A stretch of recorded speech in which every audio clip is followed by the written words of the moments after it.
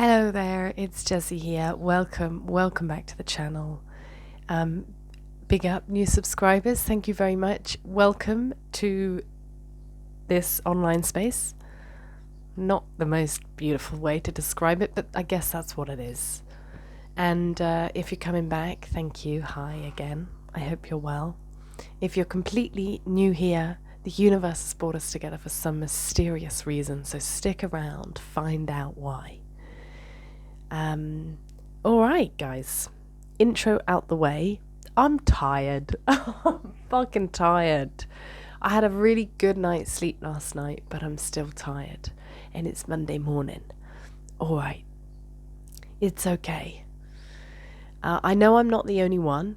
I know most humans are fucking exhausted at the moment. It's a tiring old thing being alive. At the moment, I feel like we're shifting and we're going through a lot, and it's tiring. And I love sleep, and I find it incredibly hard to do anything when I'm tired. I'm not one of those people that can power through. I mean, I do it every now and again, but I'm not very good at it. I turn into a monster bitch when I'm tired. Like, really, my brain doesn't work right. My brain doesn't work right. My brain tells me horrible things about myself and other people. and then I have to combat that, because now I know it's not real. I used to believe it all in the past. Now I'm like, oh, it's not real. I'm just tired. But that's effortful. That takes energy to constantly remind myself that I don't need to believe all my thoughts. And so it goes. But anyway, I'm not actually feeling that kind of like intrusive thought tired today. It's feeling very quiet, but I really want to rest. Alas, work to do. I love my job because I don't notice if I'm tired or not. My job, I'm a teacher, it demands presence from me. I need to be alert. I need to be paying attention to what they're saying, and that is a really good thing for me. I really like that about my job.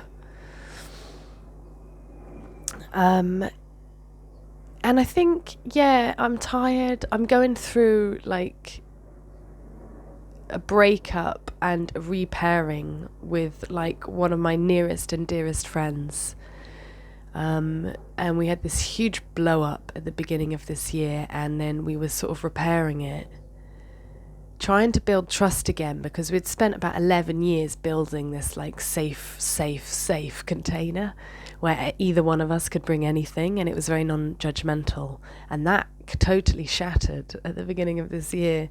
And now we're sort of repairing, and we're trying to learn how to trust each other again, and we're doing it. But then we had another argument the other day, which is good. I think arguments are good. I think the truth comes out in an argument, because you stop holding back, at least the emotional truth. And I always feel like that's where you can work. That's the juicy stuff that you can work with. So it was good. Anyway, why am I telling you all this? I'm telling you all this because it was a reminder for me, because, you know, without giving too much away of our personal lives, I was just being massively judgmental of a decision she made in her life, and I couldn't drop it. I couldn't drop it. And she would come at me being like, Jess, I'm allowed to make decisions. I'm allowed to make my own decisions. I'm allowed to make mistakes, as I deem them, which I am deeming it as a mistake, which isn't fair. She's like, it's my life. Let me live my fucking life, please, and don't judge me. And I totally agree with her. I agree with all of that. I totally, you know, everyone's got their dance to dance. The things that are hard for us seem really obvious and easy to other people, and vice versa, but it's not their lesson to learn. So I get that. Everything she's saying I agree with, but it doesn't make me drop the judgment. I couldn't just be like, oh, and okay, so then I don't judge you for this. Like, I do. And she's like, why? And I'm like, I don't know. Anyway, I did a bit of digging, and I realised that the judgment I'm holding was put into me at quite a young age to keep me safe.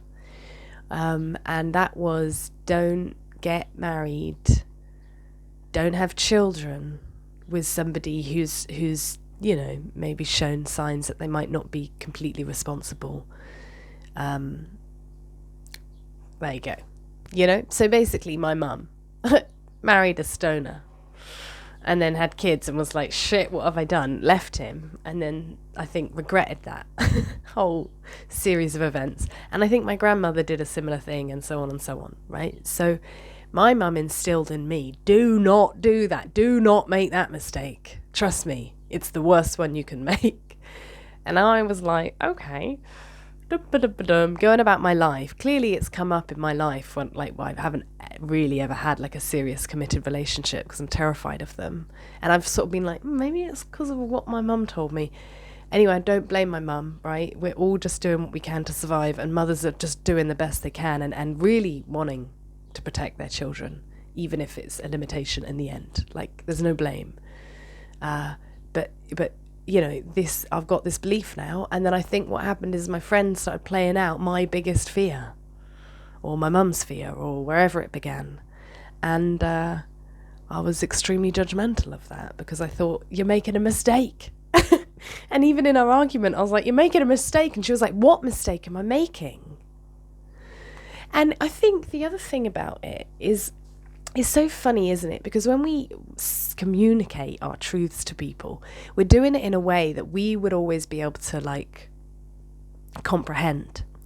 So when I use the word mistake, and I've heard this before, I've heard this in groups, people don't like that word, it's like triggering for them, which I get.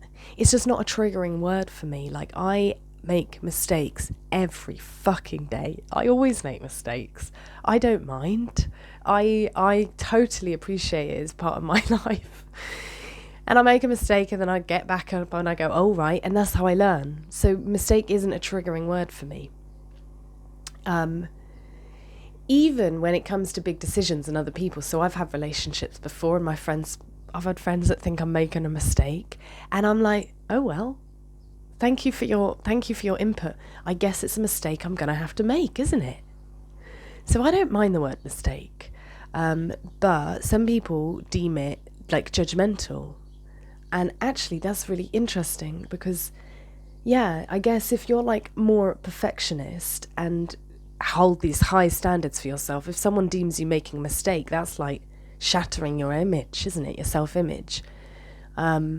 Whereas if your self-image is someone who makes mistakes all the time, then it doesn't matter when someone calls you out on a mistake. So there's also that to consider, which is like, where's the other person coming from? What words are triggering for them? Bloody hell, bloody minefield, isn't it?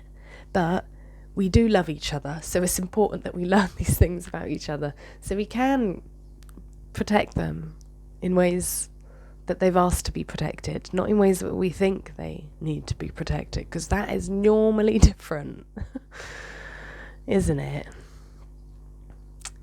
And alas, here we are, all fragments of the same bloody thing, all trying to get everyone to understand us, our unique point of view.